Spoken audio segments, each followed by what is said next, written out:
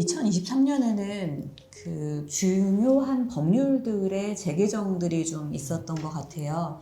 저희가 2호에서도 다뤘었던 이제 문화예술진흥법에서 문화예술의 정의 자체가 기존에는 장르나 분야 중심으로 되어 있었다면 이제 이것들을 좀 핵심적인 개념과 그리고 거기에 추가적인 어떤 장르나 분야들을 추가하는 형태로 바뀐 게 있었고요. 그리고 그것에 또 이제 대응해서 예술인 복지법도 예술인의 정의가 기존에는 예술활동 증명을 완료한 사람으로 한정되었었지만 이제는 그것을 이제 좀 깨버리는 그런 시도가 있었고요. 또 미술진흥법이 또 새로 만들어졌죠. 그래서 미술진흥법에서는 기존에 계속 좀 도입이 되어야 한다고 얘기가 됐었던 추구권, 그러니까 그 작품 재판매에 따른 이제 보상을 청구할 수 있는 권리를 또 인정함으로써 좀 새로운 또 어떤 저작권 상의 어떤 권리를 또 인정을 한 게 있었고요. 그 외에도 국악진흥법이나 전통문화산업진흥법이나 이런 좀 새로운 법률들이 이제 제정되거나 개정된 그런 좀 변화가 있었던 것 같습니다. 실제로 이 법률이 예술인들이 어떻게 와닿는지가 되게 궁금했던 것 같아요, 저는. 근데 방금 위원님께서 언급해주신 뭐 추구권 같은 경우에는 미술 작가들한테는 되게 중요한 제도일 수도 있을 것 같다는 생각이 들어요. 왜냐면 미술 작가가 음악과 다르게 뭐 음원 저작권이나 이런 걸로써 수익을 낼 수 있는 구조가 좀 많이 없다 보니까. 근데 또 한편으로는 추구권이라는 게 이제 재판매에 해당하는 건데 동시대 작가 중에서 2차 시장에 있는 작가가 많이 없거든요. 또 현장에 있는 대부분의 예술인들이 이 제도가 변화했는지 모르거나 아니면 이 제도가 있어도 나랑은 좀 관련 없는 이렇게 좀 느끼는 것도 있는 것 같아요. 그래서 실제로 좀 이런 법률들이 더 많은 예술인들이 그 와닿을 수 있게 어떻게 할 수 있을까 생각이 좀 많이 들었던 것 같고 또 현장에는 어떻게 앞으로 적용될지에 대한 고민들 그리고 궁금함도 계속 남아있는 것 같습니다.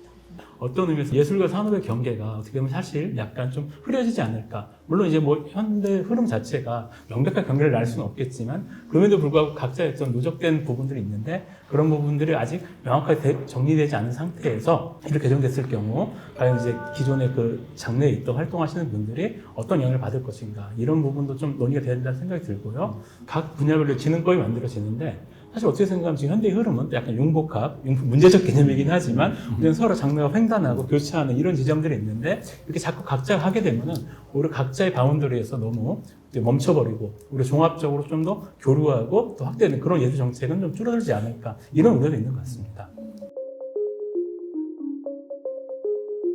3호에서 다뤘던 주제인데요. 아마 이제 거버넌스 관련된 주제를 다뤘던 것 같습니다. 굉장히 이슈가 됐던 사건이었죠. 이제 서울문화재단에서 운영하는 예술청 관련해서 거버넌스 체제가 좀 약간 갈등이 있었던 걸로 알고 있어요. 거버넌스 갈등 문제도 있었고 또 하나 같이 연계된 문제로서 이제 법정위원회들이 있었죠. 문체부서나 법정위원회들이 상당수가 이제 폐지됐어요. 통폐합되거나 이제 폐지되는 수순을 갔는데 그 과정에서도 이제 의견으로서는 이제 단순한 자문기구에 불과하고 실제로 운영이 되지 않는다 이런 의견들이 있었습니다. 하지만 또 이제 반대하는 측면에서는 충분한 검토 규정 없었고 어떤 시정 조치 없이 그렇게 일방적으로 폐지하는 것은 거버넌스의 퇴행을 가져오는 것에 이런 우려들이 있었던 것 같아요. 기본적으로 이제 거버넌스라는 게 예술가와 행정가가 굉장히 다른 영역에 있는데 예술가들이 이제 행정에서는 좀 배제되어 있잖아요. 일방적으로 수혜자거나 그러다 보니까 이제 행정의 예술가의 목소리를 좀 반영하자는 취지인데 너무나 이제 생리가 다른 거죠. 금성에서 온 여자와 화성에서 온 남자 이런 것처럼 서로 언어도 다르고 그러다 보니까 마찰이 생길 수밖에 없는데 취지 자체는 굉장히 좋고 앞으로 좀 나가야 할 방향이라고 생각하거든요. 거기서 오는 마찰은 어쩔 수 없이 어쩌면 불가피할 수밖에 없는 것인데 그것을 풀어가는 과정에서 좀 일방적이었다는 생각이 있습니다. 지금 예술청은 완전 과거로 다 돌아가고 위원회를 다시 구성하지 않고 다 해임된 상황이잖아요. 근데 예술청 같은 경우는 예술가들에게 굉장히 많은 권리를 주고 기다려주고 그 과정을 지켜주는 형식으로 한 1년 넘게 진행을 했었는데 그 과정이 근데 그다지 결과 면에서는 여러 가지 잡음들이 생기다 보니까 이런 사태까지 벌어진 것 같은데 그 과정을 조금 더 잘 기록해 놓고 다음에 어떤 이런 위원회가 생겼을 때 좀 참고할 수 있는 적어도 그 정도는 남겨둬야 이게 의미가 있을 거라는 생각이 듭니다. 거버넌스가 그동안 또는 위원회가 어떤 결정을 정당화하기 위한 수단으로 많이 사용이 되는 경우들이 좀 있었잖아요. 그러니까 결론을 이미 정해놓고 거버넌스나 위원회 회의를 통해서 그것들을 땅땅땅 하는 그런 형태의 아주 안 좋은 모습. 근데 이제 그런 법정위원회 자체를 아예 폐지하는 것은 그런 소통의 도구조차, 통로조차도 이제 폐쇄해버리는 그런 이제 결과를 낳게 됐다는 점에서 저는 좀 아쉬운 부분들이 분명히 있었고요. 파워에서는 아주 역시 중요한 주제를 다뤘던 것 같은데요. 예술과 기술의 관계였죠.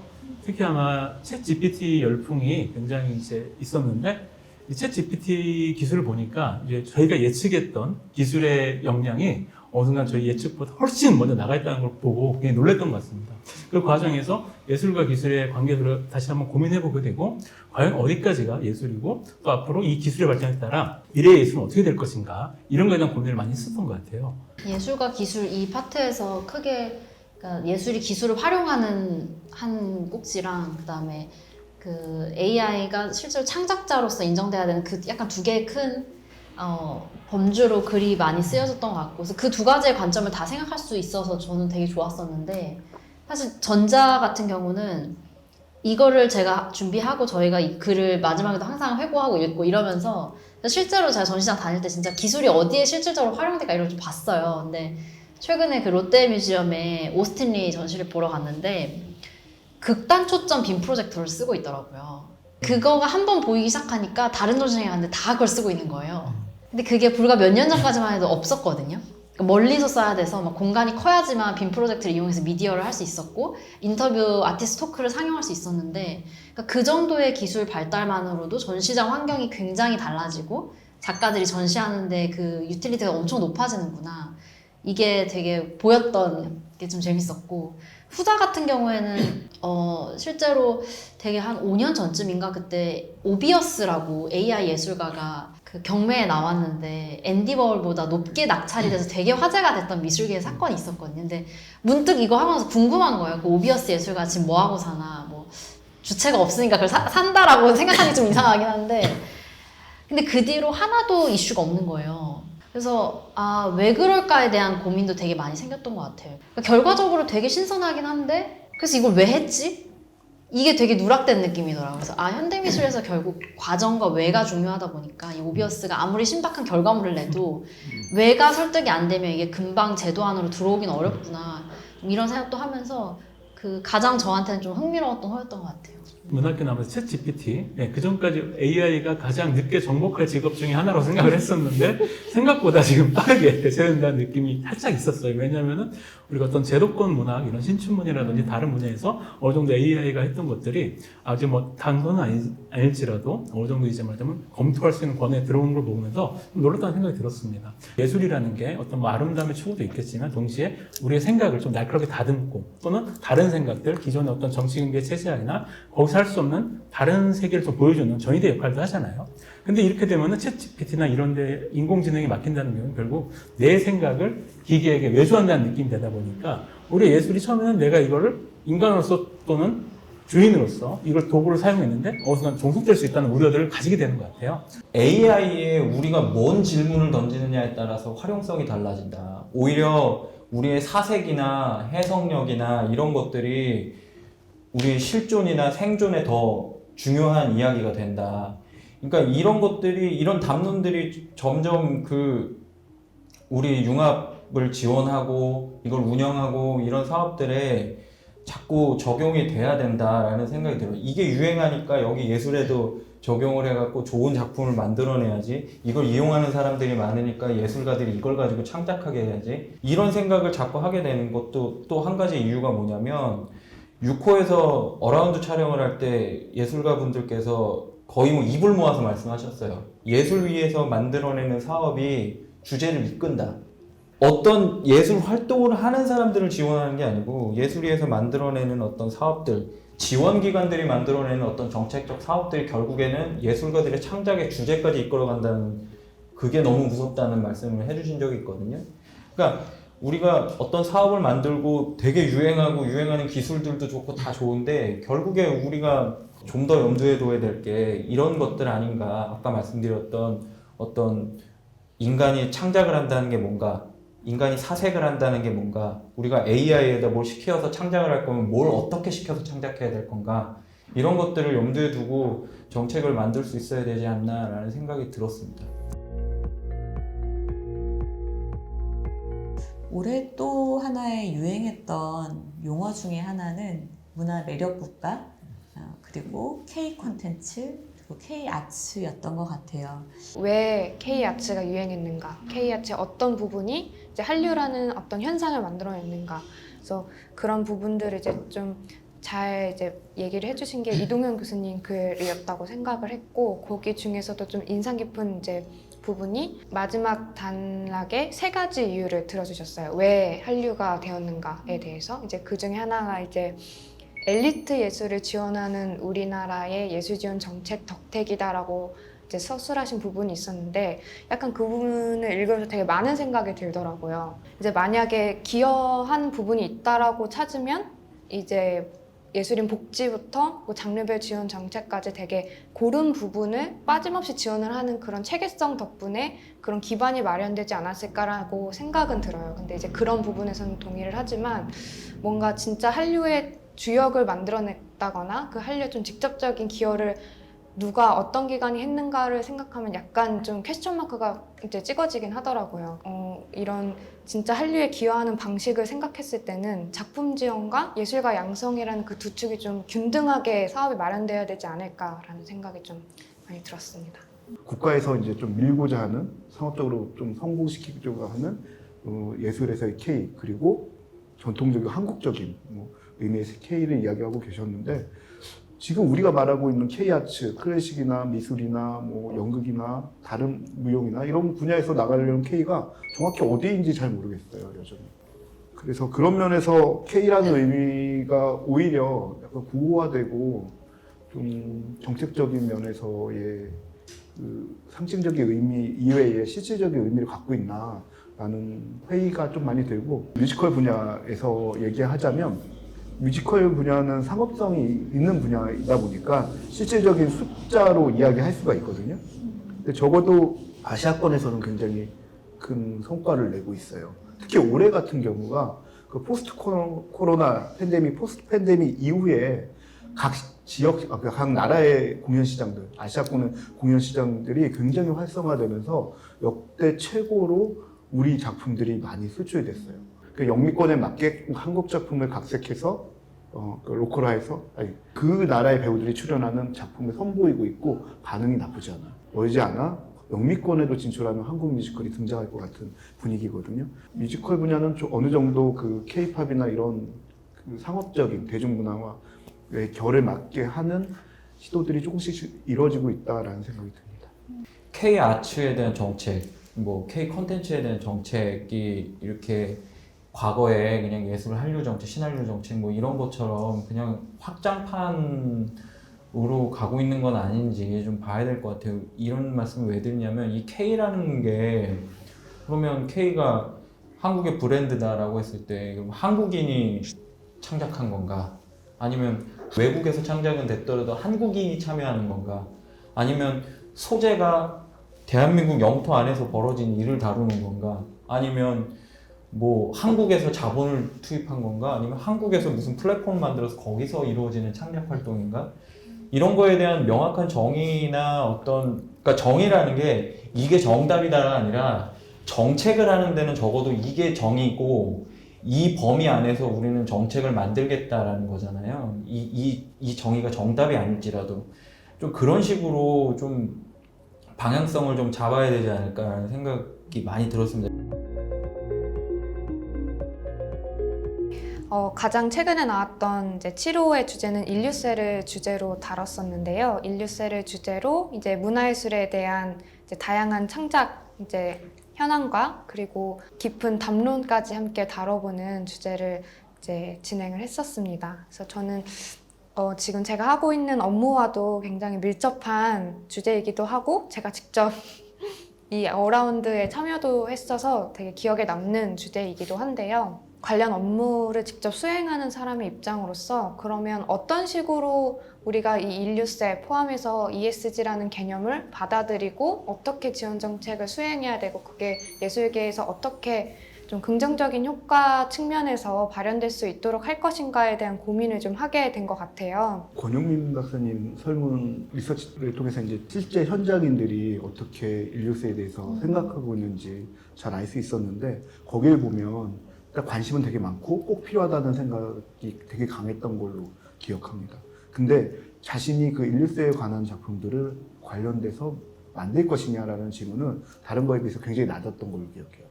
정강희 선생님의 글에서도 보면 인류세를 실천하기 위해서 굉장히 많은 복잡한 과정이 필요하고 고민들이 필요합니다. 거기에 대한 막대한 비용들이 들어가거든요. 근데 하고는 싶은데 그 과정을 다 밟기 위해서는 다른 것보다는 굉장히 더 다른 쉽게 갈 수 없어요. 그래서 어느 것보다 지원이 저는 필요하다고 생각하고 그분들이 관심이 없어서도 아니고 이미 그 설문에서도 나왔지만 굉장히 강한 관심을 갖고 있음에도 불구하고 그걸 실천하는 데는 너무나 과정에서 어려움이 있어서 아직 초기 단계이긴 하지만 지원 정책이 있다면 훨씬 더 적극적으로 실천하실 거라는 생각이 들어요. 이 기후소설이 기존의 그럼 SF 문학과는 어떤 차이가 있을까 이런 얘기를 했을 때 우리가 기존의 SF 문학도 보다 보면은 이제 근미래에 벌어질 수 있는 어떤 재난 상황들, 기후변화라는 재난 상황 그런 게 많이 있잖아요. 아포칼립스가 벌어지게 나고 그 이후의 삶들에 대해서 이야기를 하는데 그것의 특징은 어떤 그런 재난 상황들이 단지 그냥 주어진 것, 하나의 소재로 이제 취급되는 경우가 많이 있어요. 클라이파이가 그것과는 다른 거는 단지 그것의 소재에 그치는 게 아니라 읽는 사람들에게 어떤 해석과 참여를 일으키게 돼서 과연 이 상황이 어떻게 발생하게 되고 그냥 단지 주어진 게 아니라 우리가 그 과정을 이렇게 벌어지는 과정을 인식하게 만드는 힘이라고 있다고 생각합니다. 단지 뭐 인류세 위기니까 뭐 그냥 소재를 이런 걸 쓰고 또는 뭐 어떤 좀 절차, 제작 방법만 또 친환경도 하자 이런 게 아니라 그 과정에서 우리가 왜 이걸 하는지 그리고 왜 기후위기가 단지 소재가 아니라 우리가 정말 심각하게 받아들여야 하는 것들을 현장에 인식시켜야 한다는 얘기를 했던 것 같아요. 축제의 경우에도 뭐 친환경 축제를 이제 내세우거나 해야 한다는 그런 이야기들은 많지만 실질적으로 축제 현장에 가보면 그것들을 실천에 옮기시는 분들은 적거든요. 왜 그러냐고 물어보면 비용 문제를 항상 얘기하세요. 예컨대 친환경 소재의 뭔가를 사용하기 위해서는 훨씬 더 많은 비용이 들기 때문에 우리는 못했다. 근데 이런 실정에 있는 분들이 많을 거라는 생각이 들거든요. 이제 그렇다면 저는 이제 그런 분들이 좀 조금이라도 다른 행동을 할 수 있도록 어떤 액션으로 넘어갈 수 있는 어떤 지렛대의 역할 또는 마중물의 역할을 해야 하는 것이 바로 공공의 역할이라는 생각이 들어요.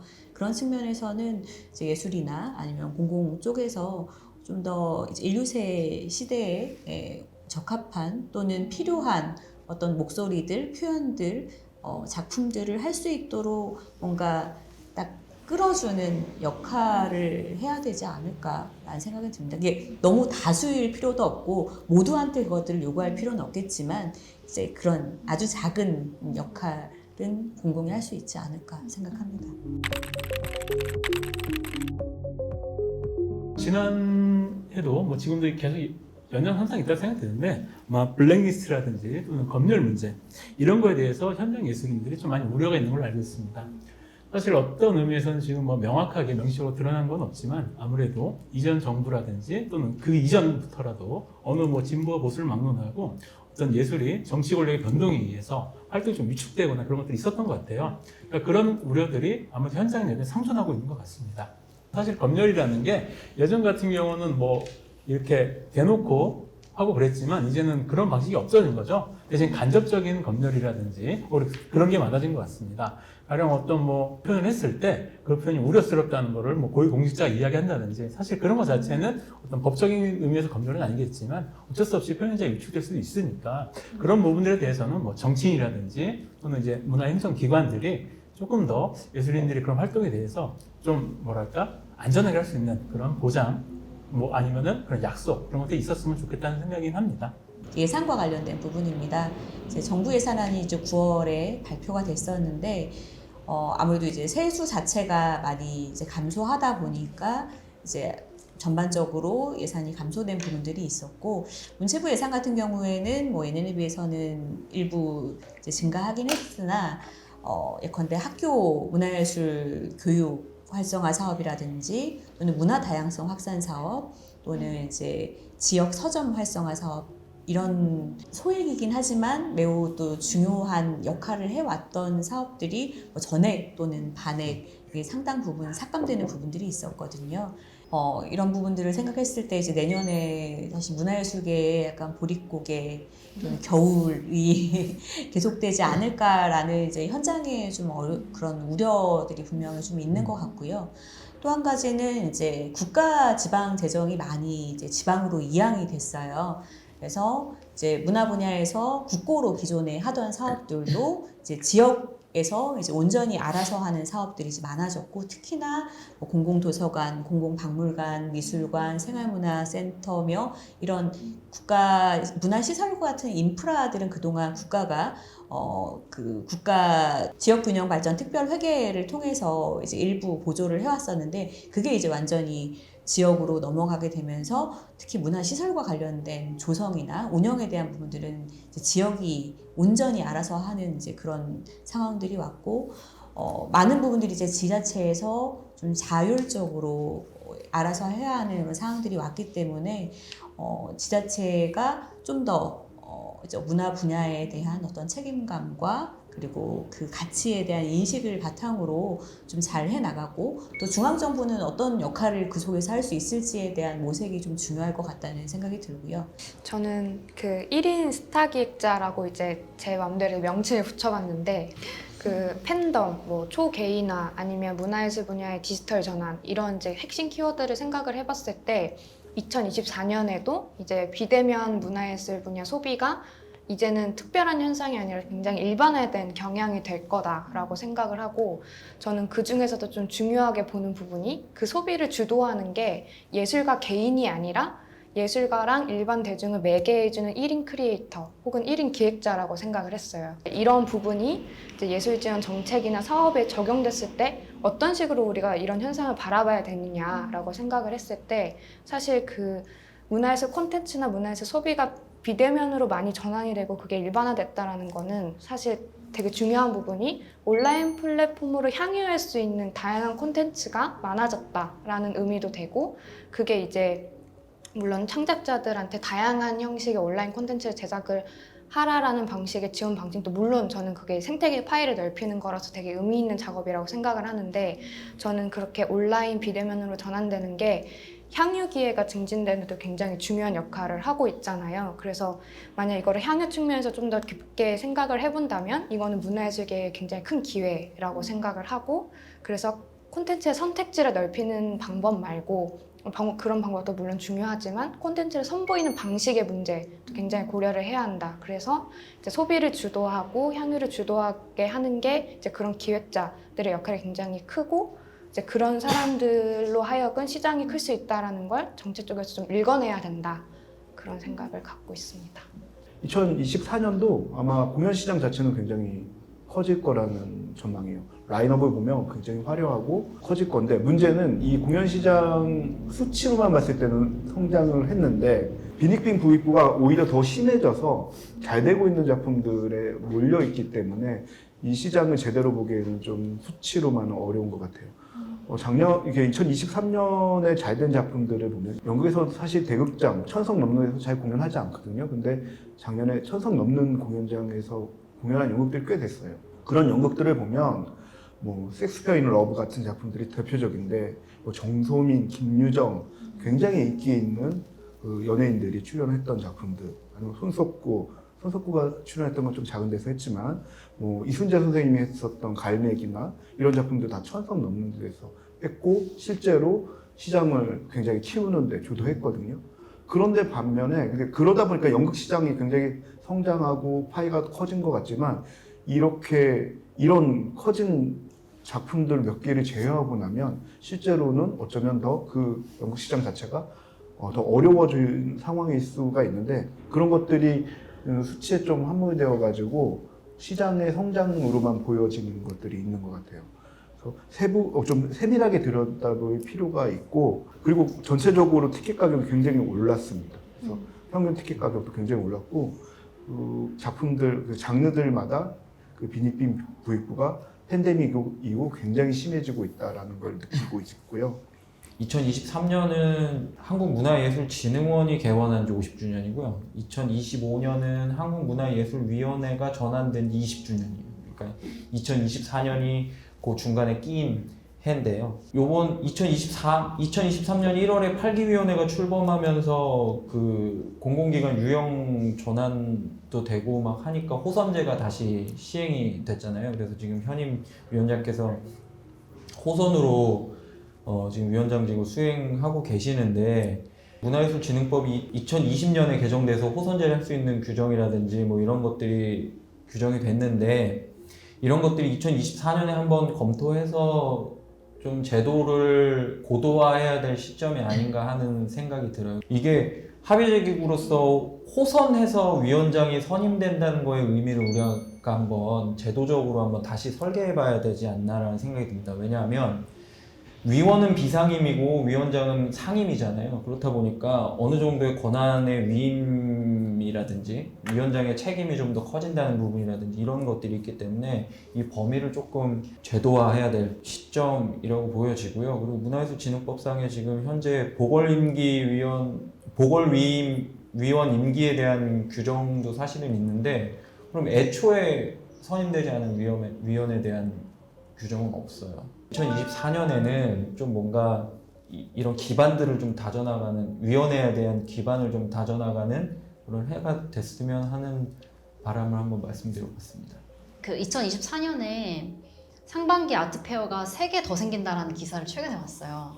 그러니까 아트페어가 좀 이제 많아지는. 근데 그것도 이제 컬렉팅이라고 하는 그 미술 작품이 개인 간에 거래되는 거에 집중을 하다 보니까 생겨나는 좀 현상 아닐까라는 생각이 드는데 이제 이전에는 되게 마지막에 항상 얼마나 많이 거래됐는가 최종 매출 이거 공개하기에 되게 급급했는데 최근에도 그걸 안 하는 추세예요. 근데 그게 물론 이제 미술 시장이 좀 이렇게 거품이 좀 줄어들면서 그거를 일부러 보도하지 않는 것도 있겠지만 실제로 아트페어의 역할이 개인 간의 거래도 있지만 여기에 얼마나 많은 다양한 매체들이 들어왔는가? 그리고 이 아트페어를 통해서 마치 비엔날레처럼 얼마나 많은 신진 작가들이 주목을 받았는가? 더 나아가서는 그 유통이라고 하는 게 또 갤러리와 일을 하고 있지 않으면 작가들이 아트페어를 나올 수가 없어요. 그러니까 그런 구조적인 문제들도 되게 수면으로 서서히 오르려고 하는 추세다 보니까 진짜 미술 시장, 그러니까 사람들이 무료 전시까지도 측정할 수 있는 방식까지도 좀 고도화되는 쪽으로 나아가지 않을까? 좀 이런 예상을 좀 해봤습니다.